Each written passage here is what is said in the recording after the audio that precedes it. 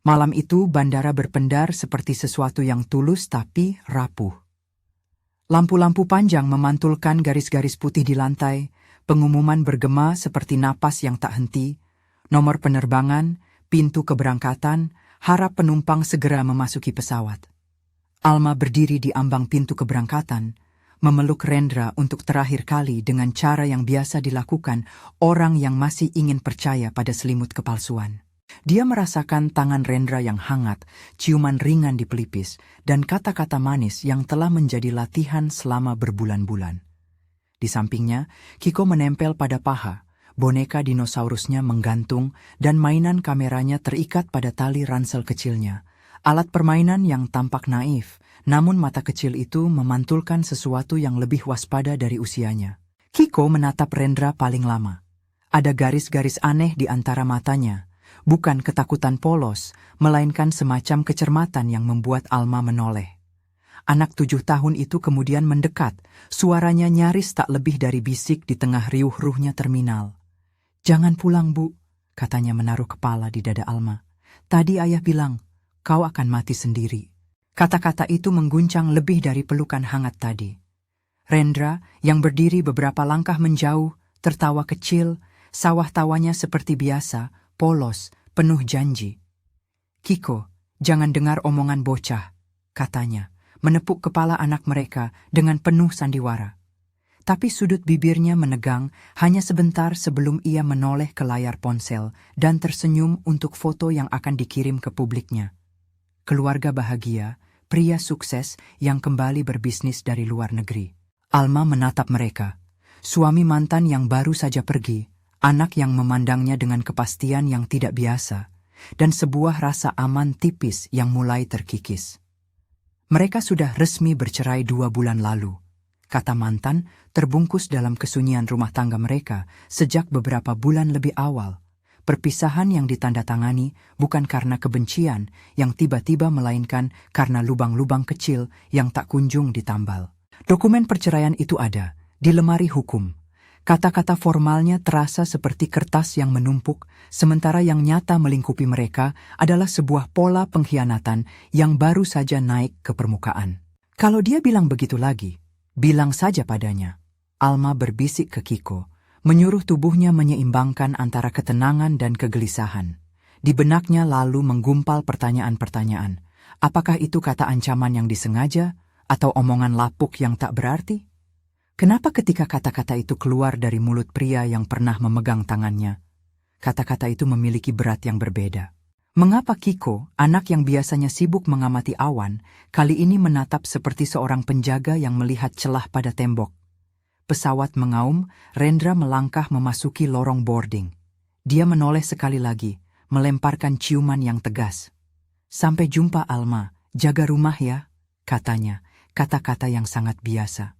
Alma membalas dengan anggukan, tapi napasnya sudah tak biasa.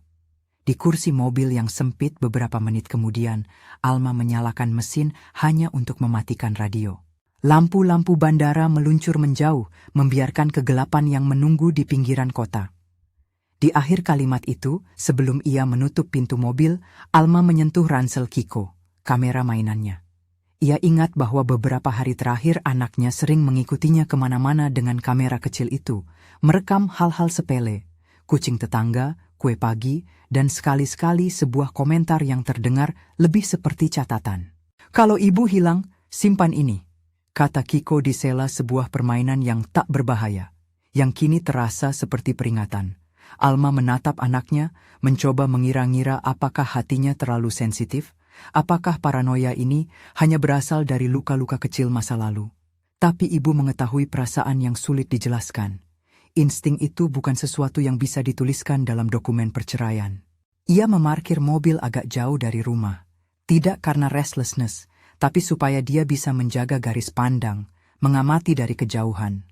Udara malam pekat, jalanan sepi, hanya lampu trafik dan sebuah van gelap yang melintas perlahan di ujung jalan. Alma duduk, menyalakan lampu kabin, memalingkan pandangan ke rumah yang nyaris terlihat. Mereka tinggal di kompleks yang tak besar. Rumah-rumah berjajar, jendela gerbang yang terkunci, dan 3 pohon palem yang tampak seperti saksi. Di sana, Sesuatu tidak benar. Saat ia mengawasi, van itu berputar, berhenti, dan dua pria, bukan tipe perampok biasa, namun berperilaku teratur, turun dengan gerakan yang tidak canggung. Mereka membawa sesuatu yang dibungkus rapat, tidak seperti sekadar barang belanjaan.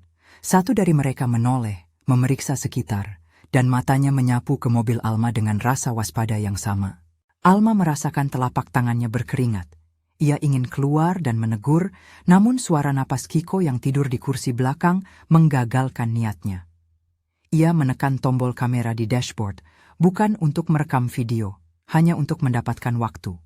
Teleponnya bergetar. Sebuah pesan masuk dengan kata otomatis, ringkas. Baru mendarat. Semoga kalian sudah tidur. R. Pesan itu seperti balok es yang menempel di tulang pangkal lehernya.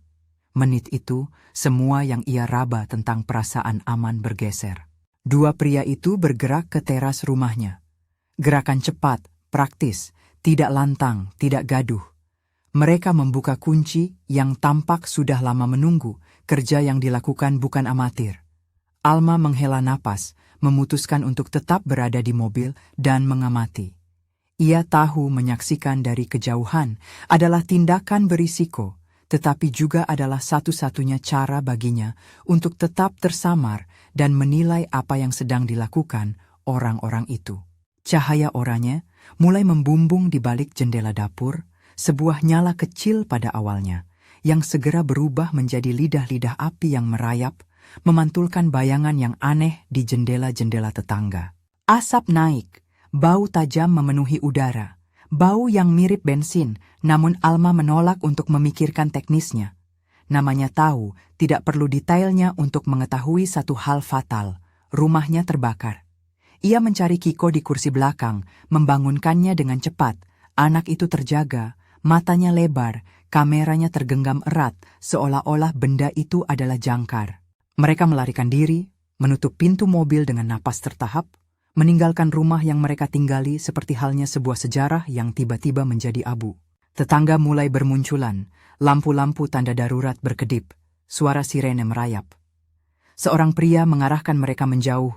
"Jangan kembali ke dalam," teriaknya, dan Alma mengalihkan langkah ke sebuah titik aman.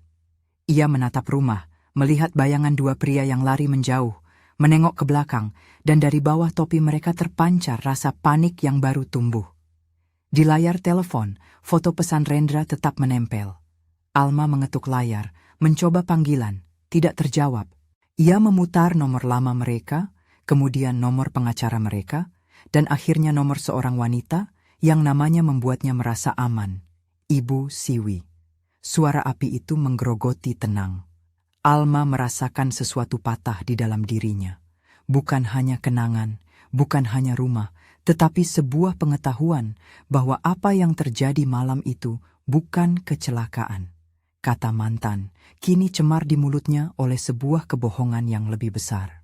Di antara beliau dan Rendra telah terjadi sebuah perhitungan, rahasia yang disamarkan dengan kebaikan palsu di bandara. Dalam kepanikannya, Alma menahan Kiko dan anak itu tanpa diminta menekan kamera mainannya. Ia merekam, bukan karena rencana, melainkan karena kebiasaan. Gambar goyah, suara napas cepat, dan dalam potongan audio pendek itu terdengar bisikan, "Ibu." Dia bilang itu lagi, sebelum naik pesawat. Ibu Siwi datang cepat, seorang wanita dengan rambut yang disisir rapi, mantel gelap yang menandakan usia dan kewenangan, membawa kantong teh dan sebuah kantung peralatan kecil yang bukan peralatan medis. Dia bermata tajam, lalu memeluk Alma seperti orang yang tahu cara menambal luka, seakan-akan telah melakukan hal itu berkali-kali. "Kita akan aman di tempatku dulu," katanya sambil memalingkan wajah pada api yang melahap pinggiran rumah. Tapi ini bukan kebetulan. Di dalam apartemen Ibu Siwi, teh disuguhkan, cangkir berdesing pelan pada meja kayu kecil. Ruangan itu hangat, penuh berkas-berkas yang rapi, buku hukum yang membentuk menara kecil di rak. Setiap detik di sana terasa seperti garis pernapasan yang stabil setelah loncatan. Alma menggenggam cangkirnya seperti jangkar. Kiko duduk di sofa, tidur sekejap di bawah selimut yang lembut. kamera mainannya aman di pangkuannya. Ibu Siwi menatap mereka, lalu menutup mata sejenak seperti memuji ketabahan yang akan datang. Rendra bukan lagi suamimu. Ibu Siwi mengatakan hal yang sudah Alma tahu, namun perlu didengar seperti putusan yang menegaskan kebenaran. Dia mantan. Dokumenmu ada, selesai. Tapi soal kebakaran ini ada aroma perencanaan, Alma. Siapa yang punya akses ke rumah? Siapa yang tahu tentang brankas? Siapa yang mungkin mendapatkan manfaat jika kamu tidak ada lagi? Matanya padam, tetapi ada api yang berbeda di sana. Bukan yang menghancurkan, melainkan yang merancang.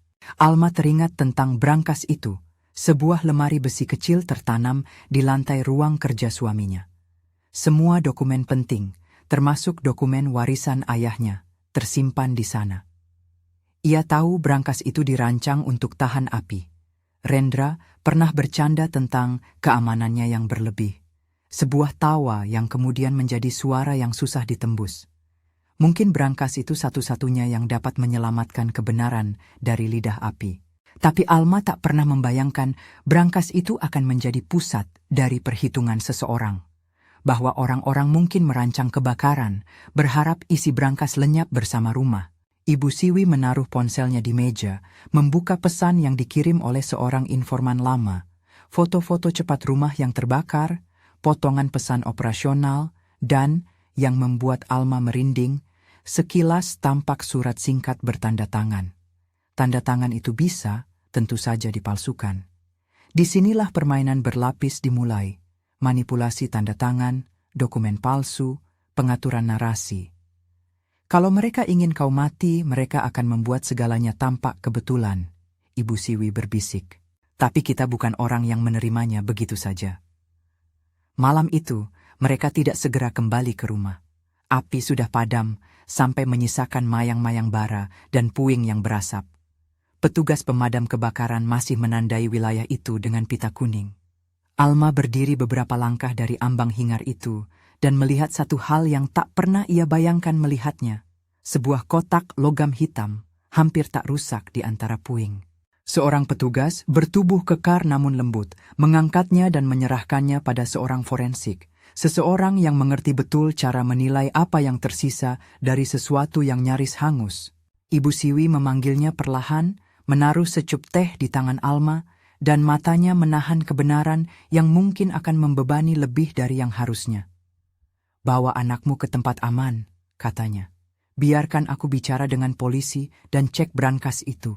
Jangan sentuh apapun. Dan Alma, selama ini kau menjaga kebenaran. Sekarang kebenaran harus mulai menjaga kalian. Pada pagi yang kabur itu, penyelidikan dimulai. Wajah-wajah polisi yang tidak bisa diartikan, reporter yang mengintip dari balik pagar, dan tetangga yang berkata, "Saya tidak percaya itu terjadi di sini," menambah lapisan kebisingan yang tak bisa dihindari. Alma duduk di kursi kecil di halaman Ibu Siwi, sambil memantau Kiko yang bermain dengan bonekanya, dan kamera mainan itu yang kini diisi baterai baru, memancarkan lampu hijau kecil. Ada satu kenyamanan kecil dalam keceriaan kecil Kiko itu, dunia anak yang terus berjalan meski rumah runtuh. Sore itu, ponsel Alma berbunyi. Nomor yang tak dikenal, ia ragu, lalu mengangkat. "Alma," suara itu datar, tanpa rasa pendamaian. "Itu suara Rendra. Aku dengar rumahmu terbakar. Mana kau sekarang?" Alma menahan suaranya, membuatnya terdengar datar seperti sebuah fakta. Ia tak lagi ingin nada manis, tak lagi mau topeng retorika. "Aku di luar negeri. Aku ada rapat. Dokumenku..."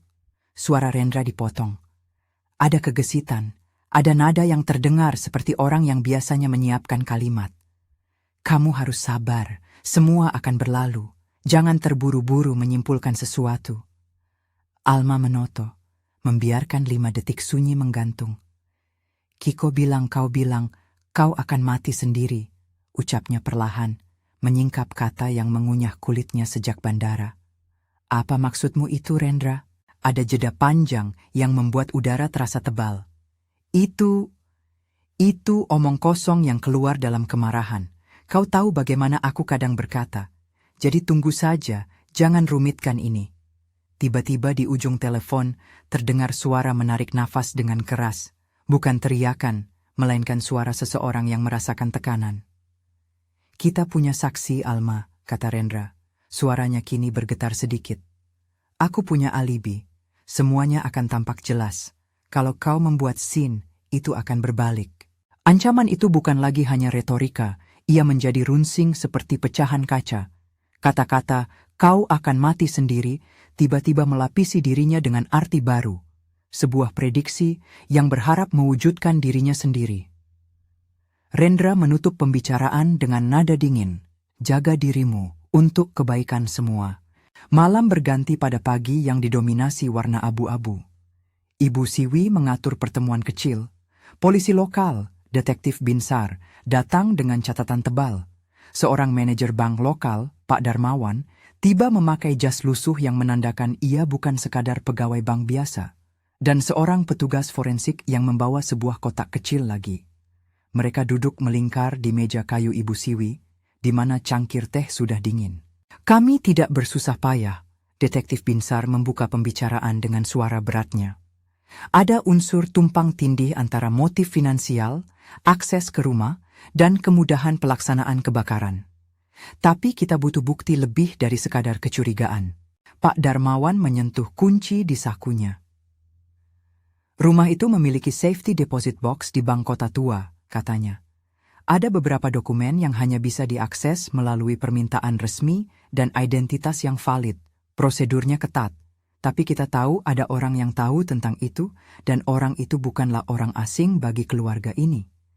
Ia menatap Alma dengan sopan. Ibu Siwi menciutkan bibirnya. Brankas di rumah itu, katanya, kadang-kadang menyimpan hal-hal yang tak boleh dibakar. Kalau brankas itu selamat, jika buku harian atau dokumen lain tetap ada, kita mungkin punya jalan untuk menuntun kasus ini ke siapa yang mendapatkan manfaat. Petugas forensik membuka kotak kecilnya perlahan, memeriksa alat dan label. Kotak logam yang kami temukan di antara puing itu tampak aneh. Tersisa sedikit noda hangus di pinggirnya, tapi itu bisa jadi tahan panas, katanya. Dan kata-kata itu menimbulkan bisik-bisik kecil di ruangan. Tidak ada yang menyeringai. Ini bukan kemenangan. Ini petunjuk yang berbahaya, sesuatu yang bisa menjelaskan motif. Ibu Siwi menatap Kiko yang sedang menggambar seekor dinosaurus kecil di meja samping. Kiko, boleh aku lihat kameramu? Tanyanya. Anak itu mengangguk, menaruh kameranya di tangan wanita tua itu seperti menyerahkan rahasia kecil. Mereka memeriksa rekaman, foto goyah, klip pendek, tetapi ada satu rekaman audio yang tertangkap samar. Sebuah suara lelaki yang terdengar memerintahkan sesuatu, ambil itu, pastikan kotak itu, dan jangan tinggalkan jejak. Suara itu tidak jelas, namun intonasinya seperti orang yang biasa memberi perintah. Alma merasakan tubir panas di pipinya. Suaranya mengingatkannya pada cara Rendra mengucapkan instruksi, kecepatan suaranya, nada perintah yang tak memberi ruang untuk diskusi. Detektif Binsar mengambil ponsel Kiko, mengangguk, mencatat. Kalau itu dapat diverifikasi, metadata, lokasi, timestamp, kita punya sesuatu yang kuat, katanya. Ia berhati-hati dalam memilih kata, karena hukum adalah kandang yang lambat, namun di mata mereka ada harapan. Semua itu membuat Alma merasa lemas sekaligus lega. Ada sebuah jalur, sebuah benang halus yang bisa ditarik untuk mendedahkan pola. Dan di ujung benang itu, mungkin ada Rendra. Sementara itu, di suatu tempat yang tak jauh dari jangkauan cerita ini, Rendra duduk di sebuah kamar hotel sederhana, jubah putih yang masih menempel di bahunya. Teleponnya tidak berhenti berdenting. Ia mengangkat beberapa panggilan dengan gerakan profesional, penasihat keuangan, orang-orang yang menunggu laporan, dan suara-suara kecil yang menuntut jawaban. Ada nada panik yang susah ditutupi. Di balik presentasinya sebagai pria yang tenang, ada orang yang menghitung risiko. Hutang-hutang yang menumpuk, janji-janji yang terlambat dilunasi, tekanan dari pihak rentenir yang menunggu tindakan.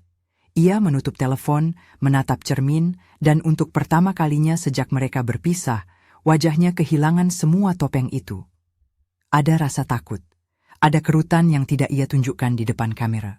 Jika Alma menemukan sesuatu, jika bukti itu kembali, semua rencana saya hancur, gumamnya sendiri. Di dalam kepalanya berputar banyak skenario, sebagian besar tidak baik. Ia memikirkan kata-kata yang pernah keluar dari mulutnya, kata-kata yang kini muncul kembali seperti petir. Kau akan mati sendiri. Ia tidak menyangka kata itu menancap seperti prediksi, bukan ancaman tanpa substansi. Di kantor Ibu Siwi, tumpukan dokumen mulai disusun menjadi peta. Ada fotokopi surat wasiat, nota keuangan, dan sebuah daftar nama yang tertulis tangan, nama-nama yang terlihat seperti jalur transaksi. Rendra tak mungkin melakukannya sendiri, Ibu Siwi berujar. Ada orang di belakangnya yang mengerjakan ini. Rentenir, jaringan yang menekan. Tapi siapa yang menempatkannya? Dan kenapa brankas rumah jadi target jika brankas itu tahan api? Ia menekankan pada kata-kata itu seperti mengetuk kunci pintu. Alma mendengarkan, tetapi matanya selalu ke Kiko. Anak kecil itu tidur di kursi dengan selimut, napasnya pelan. Setiap kali ia terbangun sebentar, Alma menunggu respons mata yang biasa penuh cinta. Anak itu membuka mata, menatap ibunya dan berkata, "Terima kasih sudah percaya padaku, Ibu." Kata-kata itu sederhana, tulus, seperti bunga kecil yang tumbuh di tengah reruntuhan.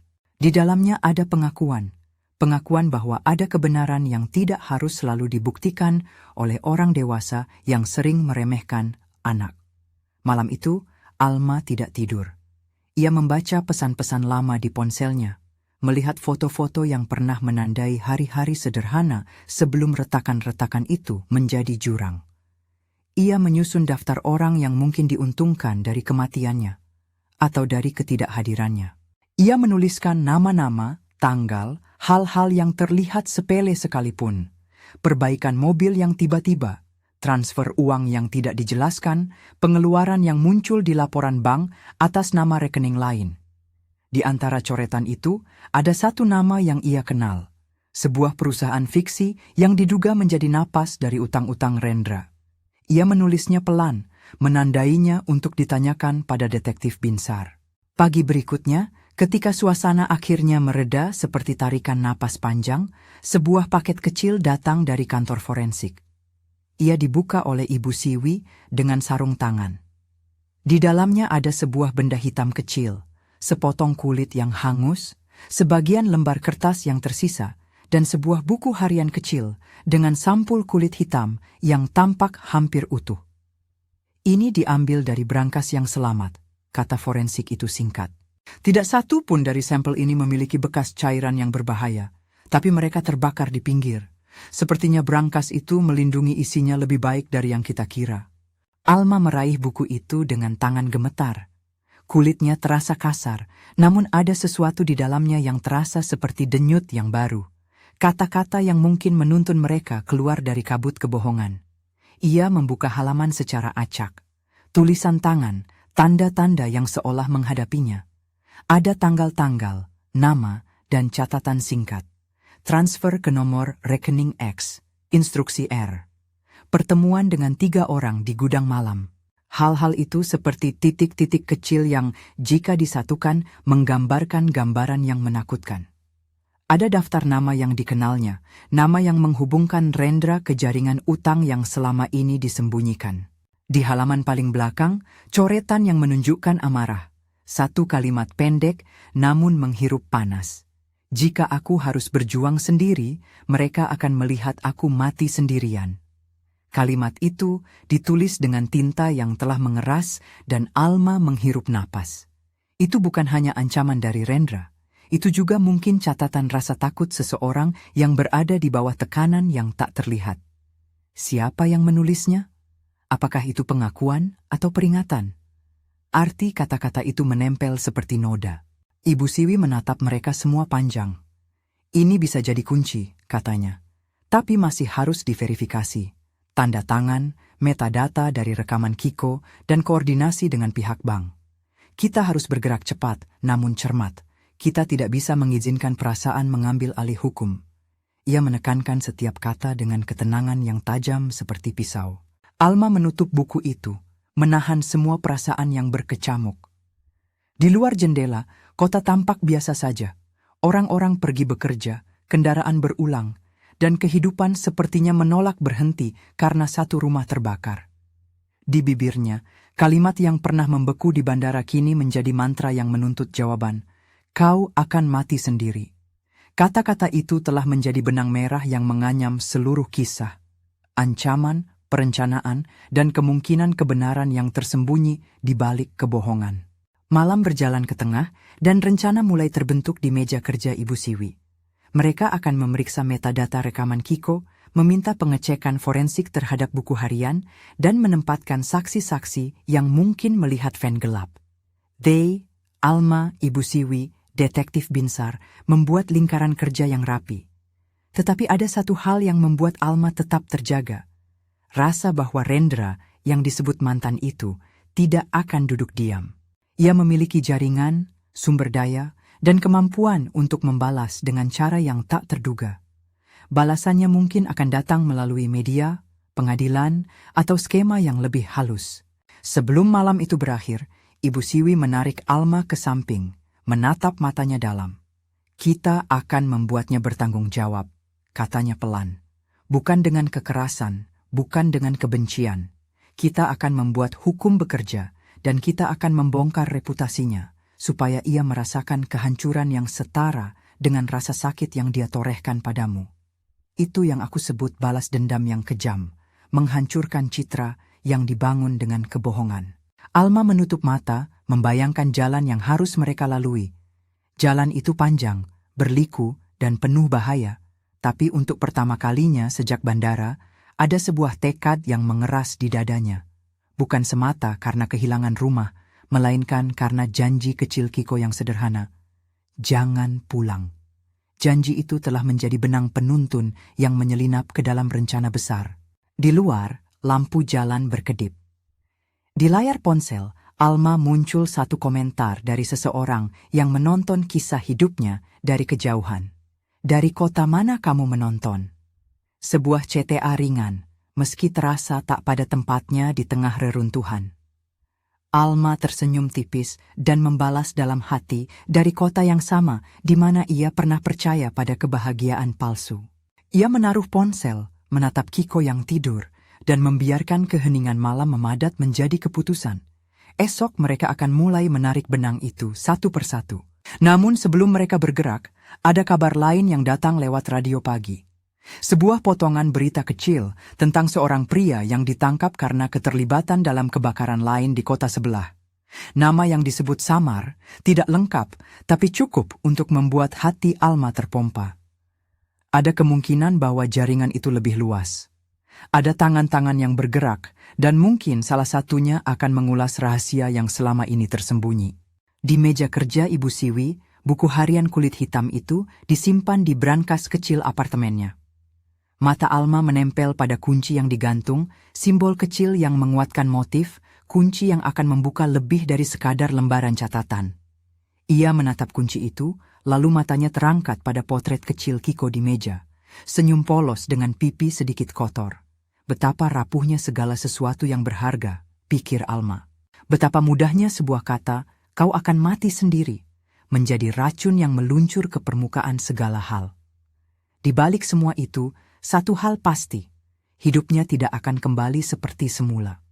Dan ketika pagi bersiap untuk menyapu malam dengan sinar tipis, rencana itu mulai membentuk dirinya sendiri, sebuah strategi berhitung, bukan aksi liar. Mereka akan mengumpulkan bukti, menautkan titik, dan memulai proses panjang yang akan membawa kebenaran ke ruang sidang. Langkah pertama adalah sederhana, namun penting, verifikasi rekaman mainan Kiko. Langkah kedua, memastikan keaslian buku harian. Langkah ketiga, menunggu reaksi Rendra, namun tidak membiarkannya memimpin permainan. Semua itu menunggu di luar malam, menunggu saat yang tepat. Alma menatap keluar jendela, melihat jejak asap yang menyisakan kilasan jingga, seolah api itu masih mengulang mimpinya. Dalam detik itu, sebuah nama muncul di pikirannya, Rendra, dan bersamaan, kata yang pernah menjadi ancaman kini terasa seperti nubuatan yang harus dipatahkan. Di pagi yang baru, ketika mereka bersiap untuk melangkah ke kantor polisi, Alma menarik napas panjang. Ia menatap Kiko yang kini sibuk menyalakan kameranya lagi, seperti rutinitas yang menenangkan. "Terima kasih sudah percaya padaku, Ibu," kata Kiko lagi, lebih yakin dari sebelumnya. Alma tersenyum, merasakan beban yang sedikit terangkat. Di luar, kota berdenyut dengan kehidupan. Tapi di sana, pada meja kayu Ibu Siwi, strategi perlahan matang. Detektif Binsar menyusun laporan awal, Pak Darmawan menata dokumen, dan Ibu Siwi menyiapkan daftar wawancara. Dan di suatu tempat, Rendra menyiapkan alibinya, atau mungkin menyiapkan pembelaan yang akan mencoba membalikan narasi. Alma menatap cangkir teh yang kini kosong, lalu menaruh tangan pada buku harian kulit hitam yang tersembunyi di brankas kecil. Ia tahu satu hal jelas, untuk membalikan semua kata yang pernah mengejeknya, "Kau akan mati sendiri." Ia harus membuat kebenaran berbicara lebih lantang daripada kebohongan. Ia akan memulai perlawanan dengan satu langkah, membiarkan bukti berbicara, membiarkan hukum bergerak, dan melindungi anaknya. Sekarang perjuangan baru dimulai. Mereka mulai bekerja seperti tim yang sudah lama dilatih untuk satu tujuan. Menyingkap kebohongan sampai tersingkap hanya oleh kenyataan yang tak bisa dibantah. Hari-hari berikutnya dipenuhi oleh rutinitas yang keras, namun teratur. Pertemuan dengan detektif Binsar, kunjungan ke kantor polisi untuk menyerahkan barang bukti, penjadwalan tes forensik, dan pertemuan yang tak terhitung jumlahnya dengan saksi-saksi kecil yang mungkin pernah melihat van gelap melintas. Di antara semua itu, ada momen-momen kecil yang menguatkan tekad Alma, tatapan penuh percaya Kiko, cangkir teh hangat Ibu Siwi, sapuan pena detektif Binsar di buku catatannya. Prioritas pertama adalah memastikan rekaman mainan Kiko tidak mudah dipatahkan. Mereka membawa kamera mainan itu ke laboratorium digital yang bekerja sama dengan kepolisian. Para ahli tidak menceritakan detail teknisnya kepada Alma, hanya memberitahu bahwa metadata cocok dengan rentang waktu kebakaran dan tidak ada tanda manipulasi yang jelas. Detektif Binsar tampak lega namun tetap berhati-hati. Bukti audio anak-anak mudah diserang di pengadilan. Mereka perlu penguat lain. Sesuatu yang menghubungkan suara pada rekaman itu langsung ke Rendra dan mengikatkan motif finansial yang dapat dibuktikan. Buku harian kulit hitam menjadi fokus kedua. Ibu Siwi membawa salinannya ke seorang ahli grafologi independen. Sang ahli memeriksa cara menulis, tekanan pena, kemiringan huruf, semua hal yang mungkin terdengar kecil bagi orang awam, tetapi menjadi bahasa yang memaksa jika dipadankan dengan sampel tulisan Rendra yang terpercaya. Hasil awal menunjukkan adanya kesamaan signifikan antara tanda tangan dan catatan tertentu, cukup untuk menuntun penyelidikan ke jalur perbandingan yang lebih formal. Pak Darmawan, manajer Bank Kota Tua, membuka arsip internalnya setelah diminta secara resmi oleh detektif Binsar. Ia menelusuri jejak transaksi, pengajuan permintaan akses, dan komunikasi yang berkaitan dengan safety deposit box atas nama Alma maupun rekening lain yang terkait. Saat semua pemeriksaan itu berjalan, gerak-gerik Rendra juga tidak luput dari pengamatan mereka. Ia yang tadinya tampil tenang di telepon mulai menunjukkan kekurang-tenangan di depan umum. Ada laporan kecil, sebuah foto di media sosial yang mendadak dihapus, seorang kolega yang menunda pertemuan, tagihan yang tiba-tiba meminta pelunasan segera, rentenir yang menekan namanya muncul dalam sejarah transfer yang ditulis dalam buku harian, ada utang yang terus ditumpuk di balik janji-janji pembayaran. Semua itu menyusun sebuah pola yang membuat detektif Binsar semakin yakin bahwa motif finansial bukan hanya tebakan. Ibu Siwi menyusun strategi yang sederhana tapi berisiko. Mereka akan menciptakan situasi di mana Rendra, yang percaya pada kecerdikannya sendiri dan jaringan yang membawanya aman, akan mengekspos dirinya sendiri. Mereka tidak akan memancingnya untuk melakukan kekerasan. Mereka akan memancingnya untuk membuka satu pintu yang selama ini ia kira adalah jalan menuju kemenangan. Di samping itu, mereka harus menjaga alur hukum, jangan tergoda untuk melakukan tindakan yang bisa merusak kredibilitas bukti. Peran Pak Darmawan menjadi penting. Ia bukan sekadar pegawai bank yang patuh pada prosedur. Ia adalah saksi yang memahami rutinitas seorang nasabah berpengaruh. Dengan kemurahan hati yang hati-hati, ia setuju bekerja sama.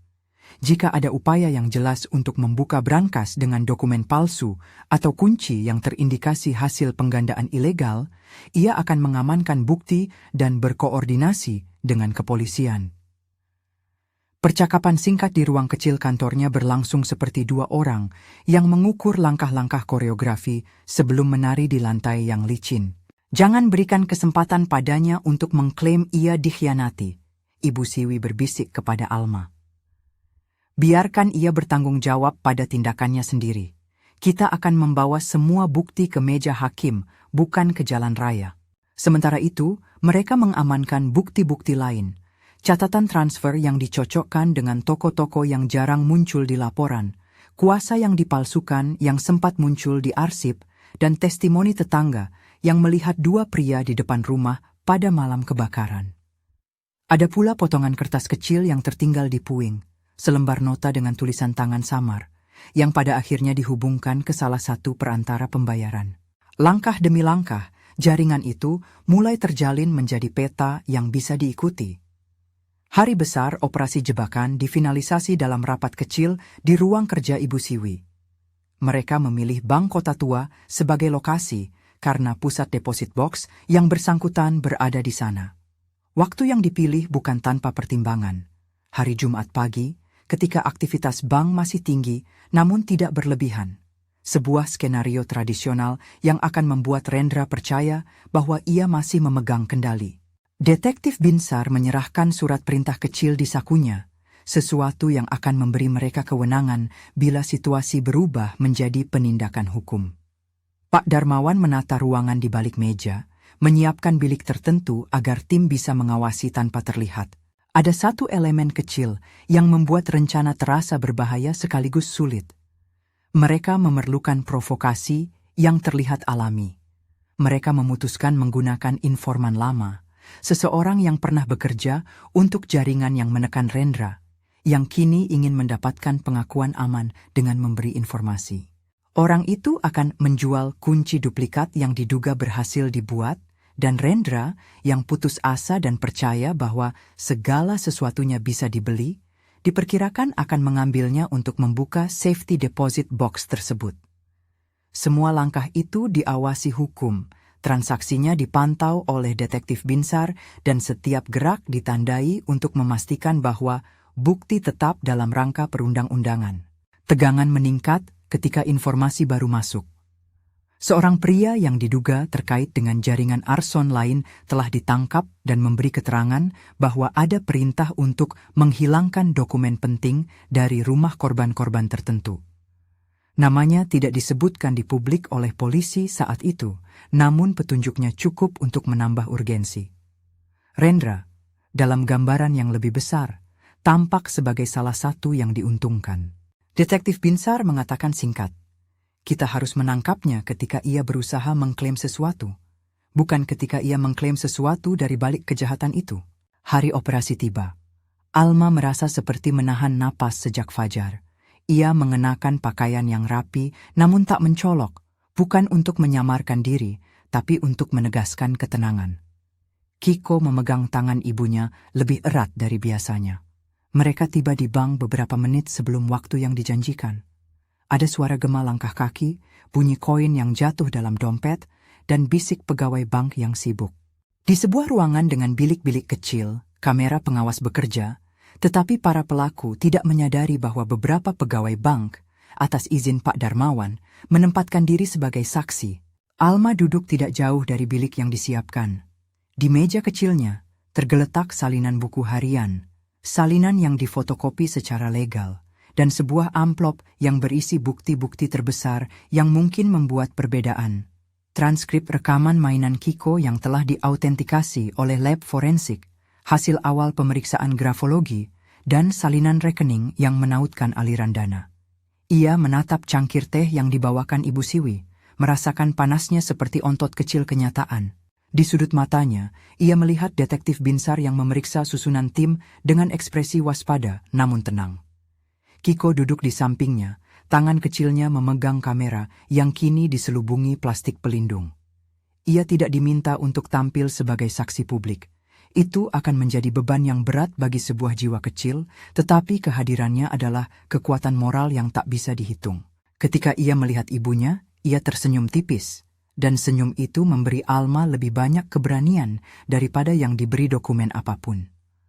Waktu berlalu seperti jarum jam yang mengetuk-ngetuk. Pada suatu detik yang terasa lama, pintu bank terbuka dan Rendra melangkah masuk.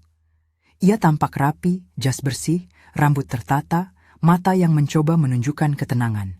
Tetapi bagi Alma, ada sesuatu pada gerak tubuhnya yang berbeda. Langkahnya tidak lagi sangat percaya diri. Tangannya sesekali mengecek ponsel, sebuah kebiasaan lama yang kini berubah menjadi tanda kegelisahan.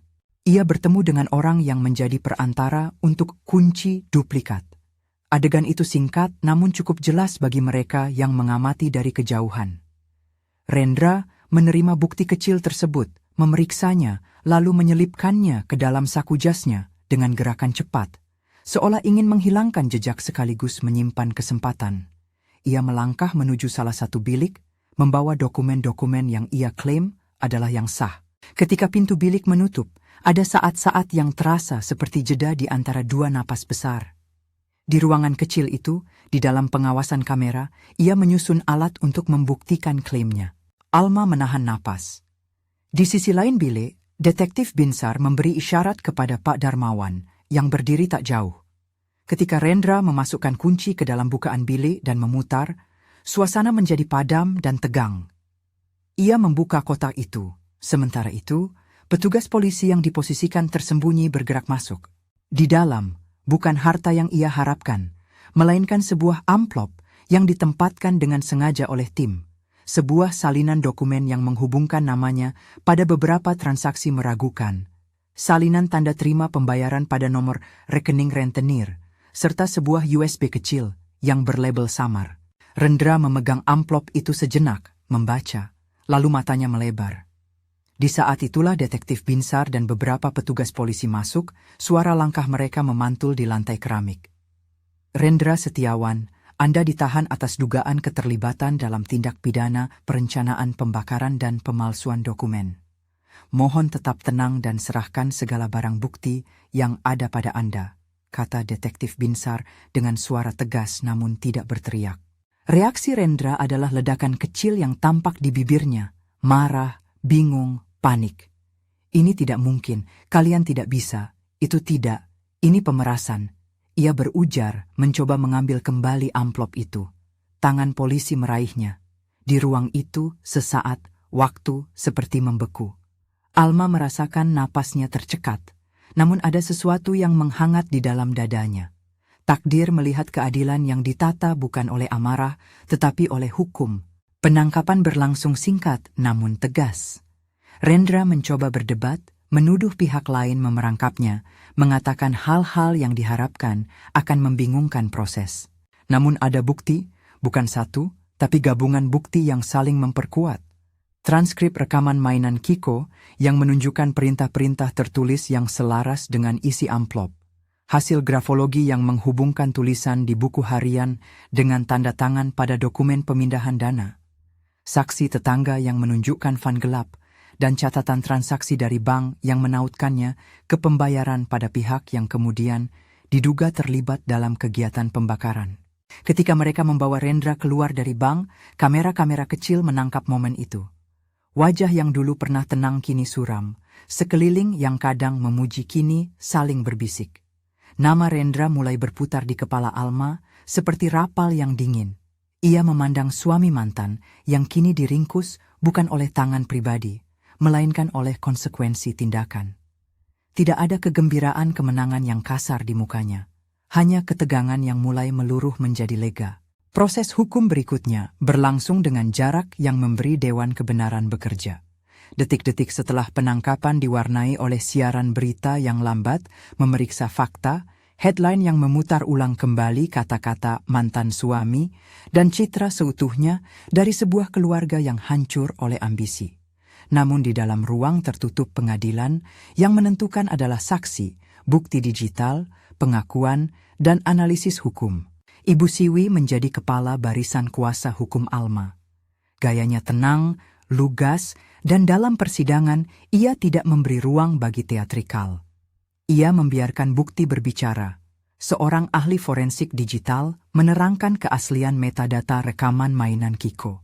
Seorang ahli grafologi menyampaikan korelasi antara tulisan pada buku harian dan dokumen yang mengikat Rendra pada transaksi. Pak Darmawan memberi kesaksian berkabut, namun jujur tentang adanya permintaan tidak lazim untuk membuka brankas serta upaya penyamaran kunci yang diujikan. Pertahanan Rendra mencoba melemahkan bukti dengan klaim pemalsuan dan konspirasi. Mereka menyerang kredibilitas informan, menyorot kestabilan emosional Alma, dan mengajukan keraguan tentang rekaman anak sebagai upaya manipulasi. Itu adalah bagian dari permainan yang diprediksi. Ibu Siwi tahu akan serangan seperti itu, menyiapkan cross-examination yang mematikan namun sopan. Ia mengarahkan pertanyaan yang membuat bentuk kebohongan menjadi rapuh dan tidak lagi menyatu ketika dihadapkan dengan bukti keras. Di pengadilan, momen-momen kecil memberi dampak besar. Kiko ditemani oleh psikolog anak yang ditunjuk pengadilan untuk menjaga kesejahteraannya, memberikan pernyataan singkat namun tulus tentang apa yang ia lihat, apa yang ia dengar, dan bagaimana ia menyadari sesuatu tidak benar. Kehadiran anak itu bukanlah tontonan. Pengadilan mengambil langkah-langkah untuk melindungi privasinya, menggunakan kamera tertutup, dan menghadirkan pernyataan tertulis yang bisa diterima oleh proses hukum. Suara kecil itu, yang masuk rekaman mainannya, mendapat validasi lewat lab forensik. Tidak ada manipulasi yang bisa ditunjukkan oleh pihak pembela yang memadai. Sementara itu, tekanan publik meningkat. Media mengorek sisi keuangan Rendra. Jaringan bisnis yang selama ini disembunyikan mulai terpapar. Rekan-rekan bisnis yang dulu menyanjung kini mulai menarik diri. Publik menuntut jawaban. Rendra, yang begitu piawai membungkus dirinya dalam citra sukses, kini melihat citra itu perlahan-lahan runtuh. Ia tidak mati secara fisik, tentu saja. Namun dalam arti sosial, reputasinya terkikis. Ia kehilangan akses ke rekening, ke mitra bisnis, dan pada akhirnya ke kepercayaan yang selama ini menopang gaya hidupnya. Itulah kematian yang membuat kalimat di bandara menjadi semacam penghakiman. Kau akan mati sendiri. Sebuah frasa yang, dalam konteks ini, berubah menjadi kejatuhan reputasi dan konsekuensi hukum. Dalam sidang, ada hari-hari yang panjang. Ada saksi-saksi yang mengaku melihat pertemuan-pertemuan rahasia, dokumen yang diakui palsu oleh ahli forensik dokumen, dan pengakuan kecil dari salah satu orang yang sempat terlibat, sebuah pengakuan yang tak mengagetkan, namun penting. Ringkasan bahwa ada rencana untuk menghilangkan bukti agar klaim warisan bisa diklaim. Itu menjadi ujung benang yang menuntun pada beberapa aktor lebih besar dalam jaringan itu.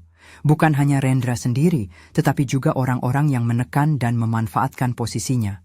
Akhirnya, saat hakim mengetuk palu, ada keheningan yang memenuhi ruang sidang.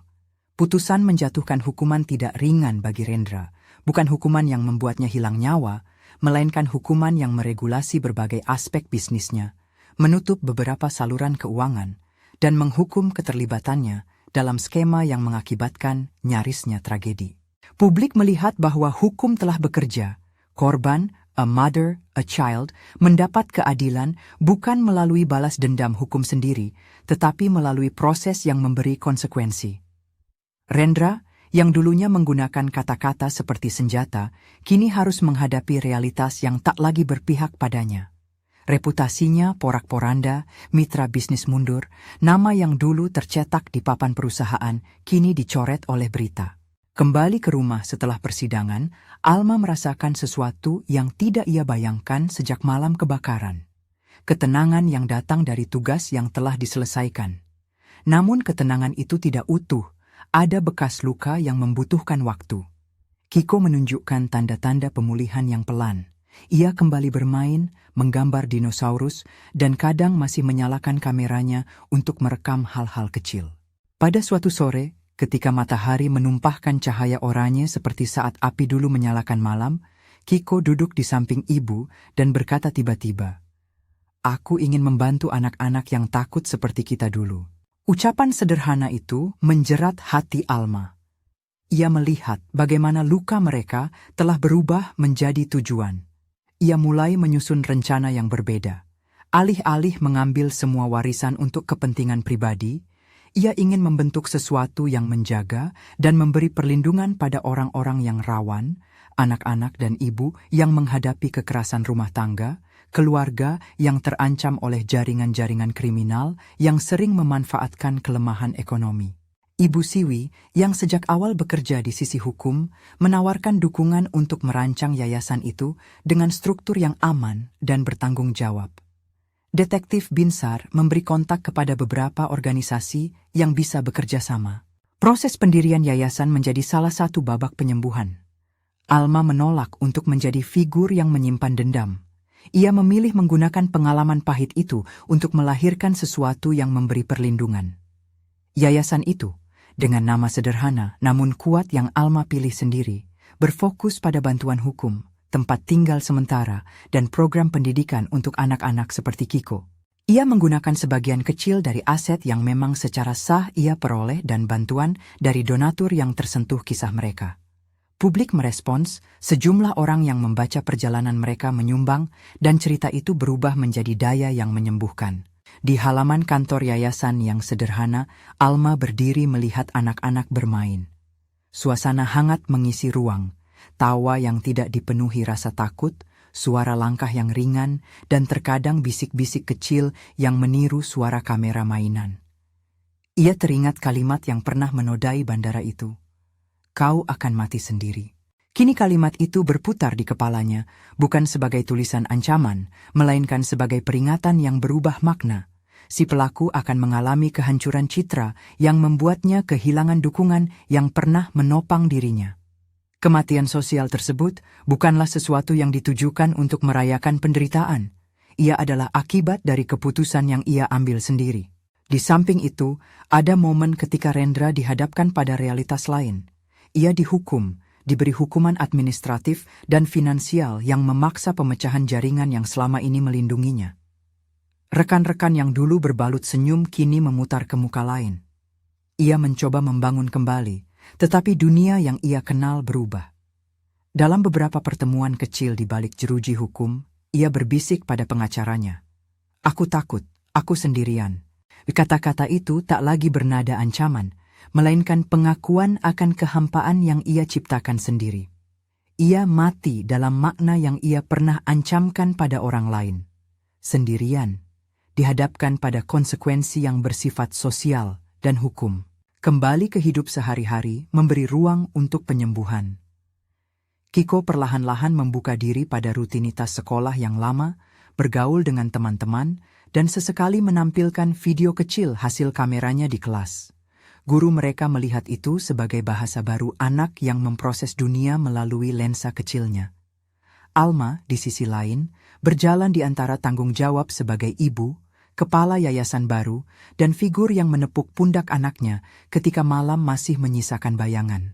Ia belajar bahwa keberanian bukanlah tentang tidak merasakan takut, melainkan tentang bangkit walau takut.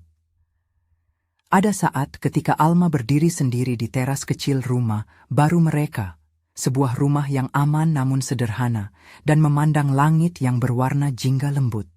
Ia memegang buku harian kulit hitam yang kini disimpan rapi bukan sebagai alat balas dendam, melainkan sebagai bukti yang harus tetap ada agar narasi tidak lenyap dalam lupa. Ia menutup mata dan mengingat bisikan Kiko di bandara. Jangan pulang, Bu. Ia tersenyum pahit namun bersih. Mereka pulang, bukan ke apa yang dulu ada, tetapi ke sebuah kehidupan yang dibangun dari kehati-hatian baru. Seiring waktu, cerita Rendra menjadi semacam peringatan. Seseorang yang membangun hidup dari citra dapat kehilangan semuanya ketika pilihan moralnya runtuh. Namun di puncak semua itu, perhatian Alma tidak lagi terfokus pada kehancuran pria itu, melainkan pada orang-orang yang selamat dan yang masih membutuhkan perlindungan. Di kantor yayasan, ia menyusun program yang membantu ibu-ibu muda mendapatkan keterampilan, memberi ruang bagi anak-anak yang trauma untuk berkarya, dan mendirikan jalur bantuan hukum bagi korban-korban yang takut menempuh prosedur peradilan sendirian. Di hari ulang tahun Kiko yang ke-8, mereka merayakannya sederhana, tumpeng kecil, lilin, dan kue yang dibuat bersama para sukarelawan. Di tengah keriuhan, Kiko memegang kameranya dan menatap ibunya. "Kau percaya aku dari awal, Ibu," katanya polos. Alma menunduk, menatap mata anaknya yang cerah dan membalas, "Selamanya, Nak." Kata-kata itu menutup luka yang tak serta-merta sembuh, tetapi memberi keyakinan baru. Malam itu, ketika lampu-lampu kota meredup, Alma menuliskan pernyataan singkat untuk dinding yayasan. "Kami lahir dari luka, tapi bekerja untuk hidup yang lebih aman bagi anak-anak dan keluarga." Ia menempelkan kata-kata itu seperti prasasti kecil, pengingat bagi mereka yang datang ke sana. Bahwasanya keadilan bukan hanya tentang menghukum, melainkan juga tentang membangun. Di suatu akhir pekan, Alma membaca surat yang datang dari seseorang yang pernah menjadi korban manipulasi finansial. Sebuah surat yang berterima kasih karena yayasan menyediakan bantuan hukum yang menyelamatkan keluarganya. Di surat itu tertulis, "Kami merasa tidak sendirian lagi." Tulisan itu seperti obat yang menghangatkan tulang. Alma menyadari bahwa balas dendam yang paling kejam yang ia pilih bukanlah untuk menabur kebencian, melainkan untuk menata ulang tatanan, sehingga si pelaku merasakan konsekuensi yang setimpal dan masyarakat bisa menjadi lebih aman. Ketika ia menutup hari, ia menoleh pada Kiko yang tertidur lelap, tangan kecilnya masih memegang boneka dinosaurus. Di bawah selimut ada jeda napas yang tenang, petunjuk bahwa trauma tidak lagi menguasai seluruh ruang. Alma memegang cangkir teh terakhirnya, merenungkan kata-kata yang dulu mengebom hatinya. Ia membiarkan kata itu menjadi ukur, bukan untuk membalas, tetapi untuk memastikan bahwa mereka yang bersembunyi di balik citra tidak pernah lagi mengancam keselamatan orang-orang yang rapuh. "Kau akan mati sendiri," gumamnya pada diri sendiri, namun kali ini suaranya datar, bukan penuh dendam. Ia meladeni kalimat itu seperti terapis membaca klien. Menjelaskan, menyingkap, dan menolak menjadi alat perusak. Ia memilih hidup untuk melindungi, menyembuhkan, dan membangun. Pada akhirnya, keadilan datang bukan sebagai kemarahan liar, melainkan sebagai proses yang lambat, namun mantap. Rendra menghadapi hukum, reputasinya retak, dan jaringan yang menekan runtuh sedikit demi sedikit karena saksi-saksi memilih berbicara. Di sisi lain, Alma dan Kiko menemukan kembali makna rumah, bukan bangunan, melainkan ruang yang aman untuk tumbuh. Yayasan yang didirikan Alma pun mulai berjalan, memberi nafas baru bagi mereka yang membutuhkan. Jika ada yang menanyakan apa arti dari frasa yang pernah menjadi ancaman, "Kau akan mati sendiri," Alma kini bisa menjawab dengan tenang. Itu adalah peringatan yang berubah menjadi kenyataan moral bagi pelaku, tetapi juga panggilan hidup bagi mereka yang menjadi korban untuk membangun sesuatu yang lebih besar daripada diri sendiri. Balas dendamnya adalah keadilan yang terencana, hukum yang ditegakkan, dan pembangunan kembali kehidupan agar tidak lagi rapuh. Di akhir hari, ketika lampu-lampu di kota perlahan padam satu persatu, Alma menatap Kiko dan berkata, lembut, "Kita hidup, Nak. Kita hidup bersama." Kiko mengangguk dalam tidurnya, dan sebuah senyum kecil bermain di bibirnya. Tanda bahwa meski malam membawa bekas api dan asap, pagi akan selalu datang dengan kesempatan baru. Jika kisah ini menyentuh hatimu dan kamu ingin mengikuti perjalanan lain seperti ini, cerita tentang perjuangan, keadilan, dan pemulihan, jangan lupa untuk menekan tombol subscribe dan ikuti channel ini. Selain itu, jika kamu ingin membantu korban kekerasan rumah tangga atau anak-anak yang membutuhkan tempat aman, cek tautan di deskripsi untuk informasi tentang dukungan dan bagaimana berkontribusi pada yayasan yang bekerja langsung membantu mereka yang paling rentan.